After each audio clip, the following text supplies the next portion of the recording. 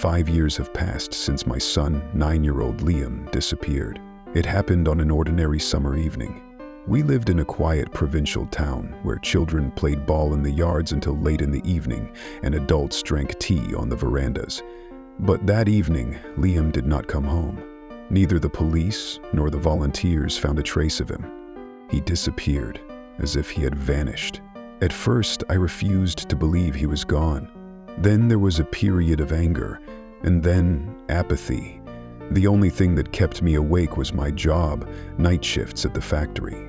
Time passed, but I couldn't get the thought out of my head that Liam was out there somewhere, waiting for me to find him. One evening, in early fall, I accidentally stumbled across a strange site on the darknet. My shift colleague had jokingly mentioned this abandoned digital marketplace. I, tormented by insomnia, decided to give it a try. I searched mindlessly until I came across a section where old photos were posted. And there, among hundreds of pictures, I saw my son's face. His eyes were tired, his skin was pale, but it was Liam. Under the photo was a strange comment. My mind refused to accept it, but my intuition told me I should act. Underneath the photo was some kind of contact, an encrypted number. I wrote there, attaching my old family photo with Liam to prove that I was his father. The reply came instantly. "Are you ready to pay for the truth? Come to the village of Clifton, a house by the forest, alone." At sunset, I found myself in Clifton. The sunlight was barely breaking through the thick shroud of fog. The houses, as if alive, stared out their mangled windows. I found the right house, an old hut with a gnarled fence. The door was ajar. Inside it smelled of rot and dust. There was a folder on the table. I opened it and saw a lot of pictures. All of them were strange. In one photo, Liam was standing near the forest, but the trees behind him seemed broken, as if they were moving. In another photo, he was lying on the floor of a room similar to this one. Someone's silhouette was vaguely visible in the corner of the picture. I heard a rustle behind me. When I turned around, I saw a man in a cloak and hat. His face was hidden by a hood. He spoke in a low voice. "Your boy is alive, but he does not belong to you now. This place, this land, takes its own, and if you want him back, you must pass a test." I tried to ask him for details, but he just handed me a knife and nodded at the door. Behind it was a path leading into the forest. I walked down the path, my heart racing. There was a frightening silence, broken only by my footsteps.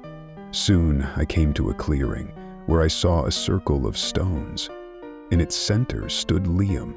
He looked older, but still a boy. His eyes burned with an unnatural light. "Dad? Oh," he said in a weak voice. I rushed toward him, but before I could take a step, figures emerged from behind the trees. Tall, twisted creatures, like shadows, surrounded us. Their movements were jerky, and their faces hidden by darkness. One of them raised a hand, and the darkness reached for me. That's when I remembered the knife. I grabbed it, feeling a strange warmth emanating from the hilt. The shadows stopped. The man in the cloak reappeared, his voice echoing over the clearing. "If you want him back, you must give a replacement. Someone has to stay. Decide." I realized it was either me or my son.